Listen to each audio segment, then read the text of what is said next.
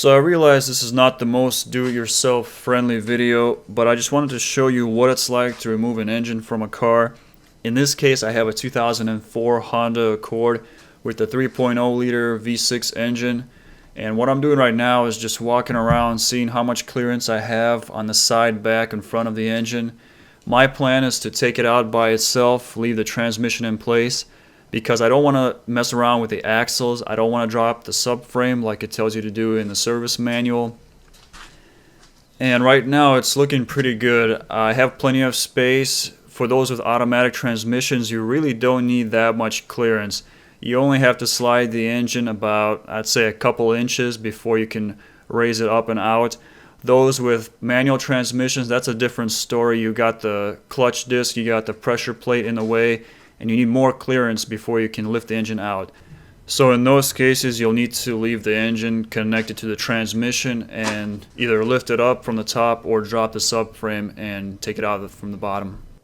So like I said in the beginning of the video, I'm going to leave the transmission in place. Then we have an engine hoist that we're going to use to lift the engine out of the car. So I'm going to go ahead and get started. The first thing I want to do is drain the coolant from the radiator.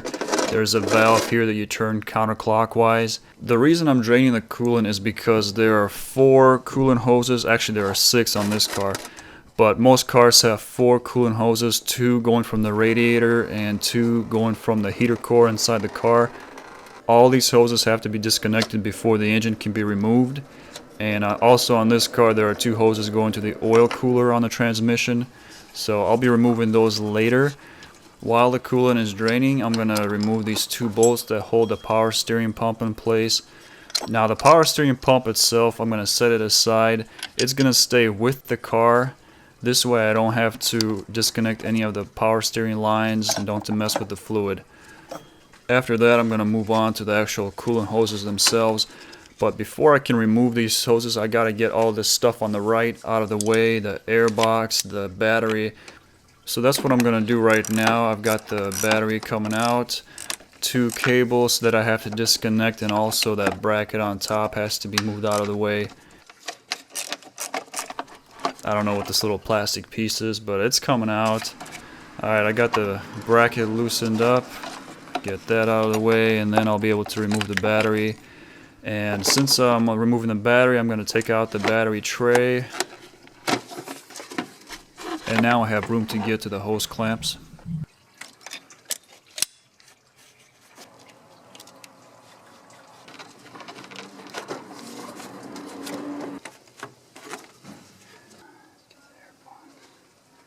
Next, I'm going to remove the top half of the airbox and the accordion tube that connects to the throttle body.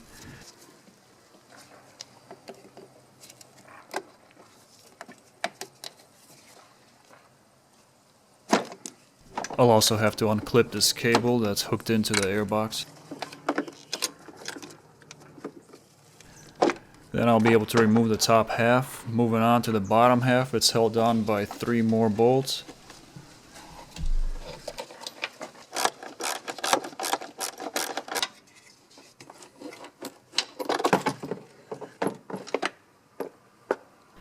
Then I can go ahead and disconnect the other coolant hose going to the radiator.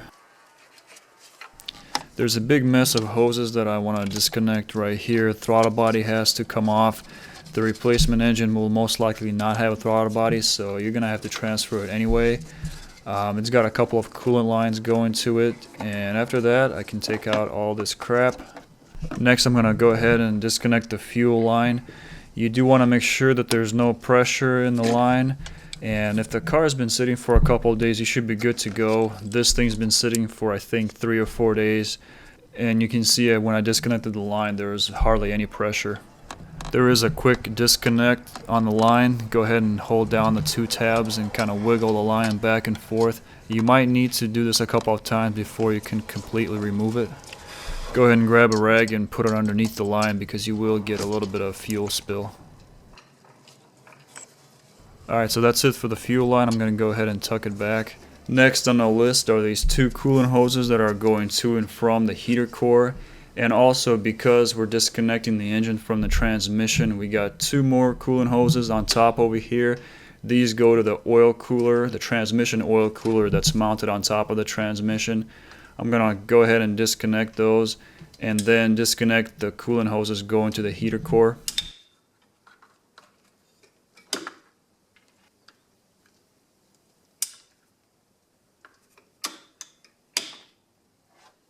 Now as I'm disconnecting all these hoses, you'll notice that there's a lot of coolant spilling out. That's because even though I drained the coolant from the radiator, there's still a lot of it left over inside the engine block. And even though I didn't do it in this case, there's a drain valve on the back side of the engine. You can open that up and drain the coolant inside the block, and that will prevent all the coolant spilling out as you're disconnecting these hoses.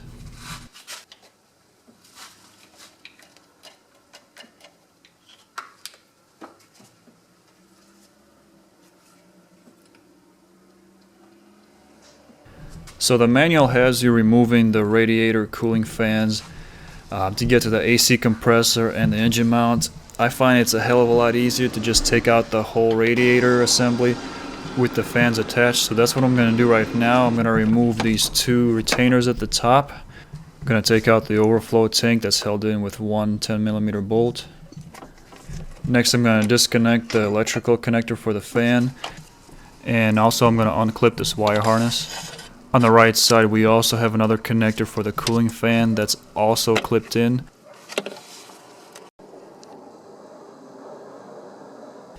After all the electrical plugs are out of the way, you can go ahead and lift the whole radiator assembly and the cooling fans out. So now we got plenty of room to work. We got the mount right there, we got the AC compressor, and that's what I'm going to work on next. The AC compressor itself is going to also stay with the car. It's held on with four 12mm bolts. And once I have all those loosened up, I'll just take the compressor and set it aside.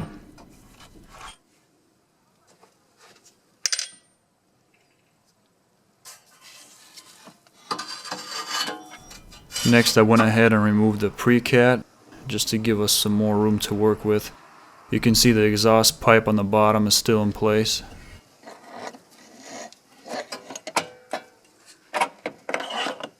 And the exhaust pipe was probably the most difficult part of this whole job.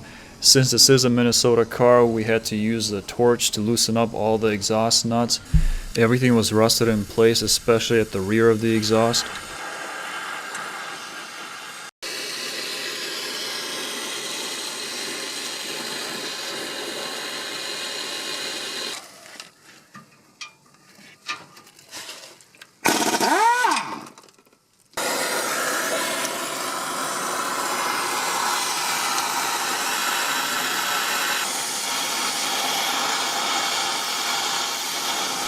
Here's a shot of the exhaust pipe once we dropped it down. And since this is an automatic transmission car, we have the torque converter on the transmission side that's connected to the flex plate on the engine side, and it's connected with a bunch of 10mm bolts. To get to those bolts, you need to remove this access plate that's on the bottom of the transmission. Once you have the plate out of the way, you'll look inside and you'll see these 10mm bolts. Go ahead and take them out. You can only do maybe one or two at a time. Once you got the two done, you can rotate the crankshaft by hand and you'll be able to reach the rest of the bolts in the transmission.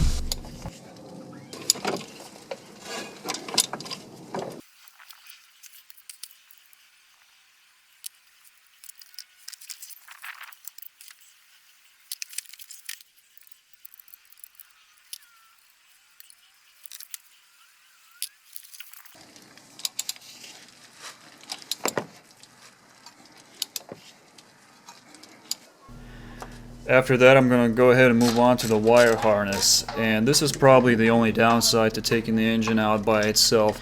You have the one wire harness and it splits off in two sides, one going to the engine and the other going to the transmission. So since the engine is being lifted up by itself, you'll have to either disconnect the wire harness from the engine side or from the transmission side. Now when I did this job initially, I disconnected it from the engine side, and I don't recommend doing it that way because part of the wire harness goes to the fuel injectors, and to get to the fuel injectors you'll need to remove the upper intake manifold. So I just found out that it's a lot easier to disconnect the wire harness from the transmission side and take that out with the engine, then leaving the wire harness with the transmission. So right now you can see that I'm taking off the top half of the intake manifold so that I can get at the fuel injectors underneath.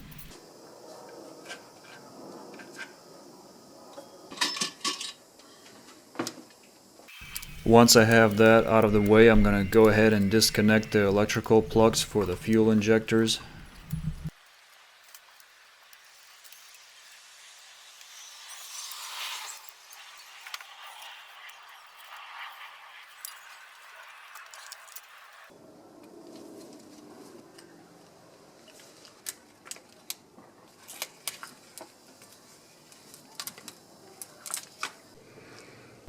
So right here, there's another part of the wire harness that goes down to the bottom of the engine.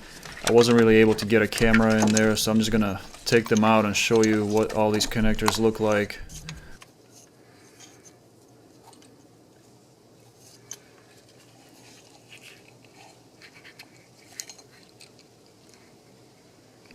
And finally, I'm going to disconnect the two plugs that go to the oxygen sensors on the rear of the engine. Okay, so now that we got the wire harness disconnected, you can see right here that I set it aside. It's going to stay with the transmission as I'm lifting the engine up and out.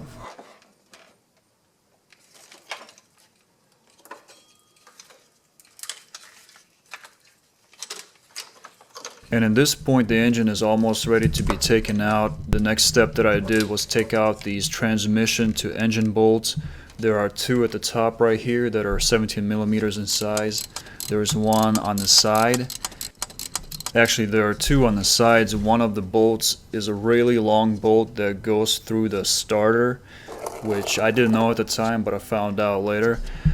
Two more bolts right here on the bottom. And then two more bolts on the rear of the engine. One is right here by the intermediate shaft, and then there's also one under the engine mount bracket. And all of these bolts are fairly easy to get to, with the exception of this one right here under the engine mount bracket. For that, I just used a really long extension that I fed through the wheel well. But before I could go ahead and use that extension, I had to unbolt the intermediate shaft bracket and the heat shield. This is something that you have to do anyway because the engine is coming out and the intermediate shaft is staying with the transmission. So there are 3 bolts holding the bracket in place and 3 bolts holding the heat shield in place. Once I have the bracket unbolted, you can see I can move it out of the way a little bit, make some more room for that extension, and then use a ratchet inside the wheel well to take that bolt out. Next, I'm going to move on to the side mounts, and each one has this safety cap on top that you'll need to take off.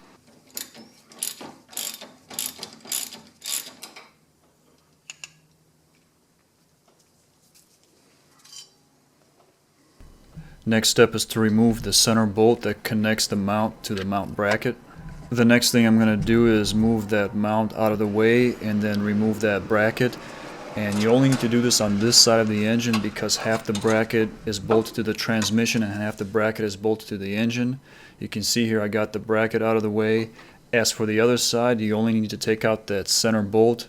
You do not need to remove the bracket. So this part right here that Honda calls the spool valve assembly, it's going to have to be removed because as you're lifting the engine up, it's going to hit the body of the car. It's held in place with 3 bolts. So the engine is finally ready to be taken out from the top. We're going to go ahead and use this engine hoist to lift it up.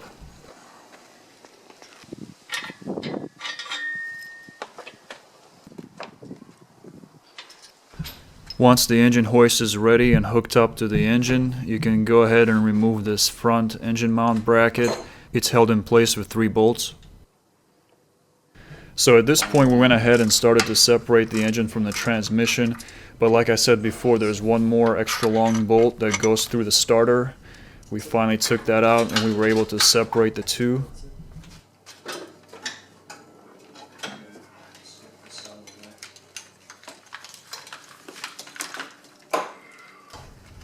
And now it's just a matter of lifting the engine up slowly, making sure that nothing gets caught, keeping that power steering pump out of the way.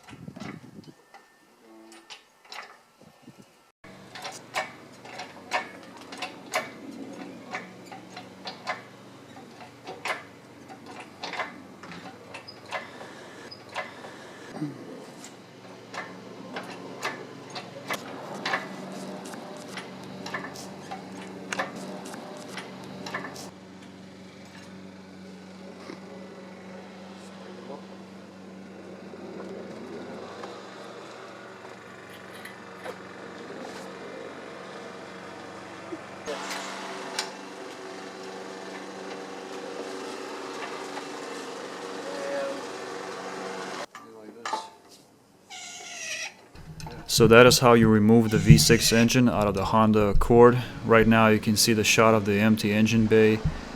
Not looking too bad. We got the power steering pump secured. We got the AC compressor down on the bottom. Alright, so that's going to do it for this video. If you found it helpful, go ahead and hit that like button. If you got any comments or questions, leave them in the section below. Subscribe to the channel, and I'll see you next time.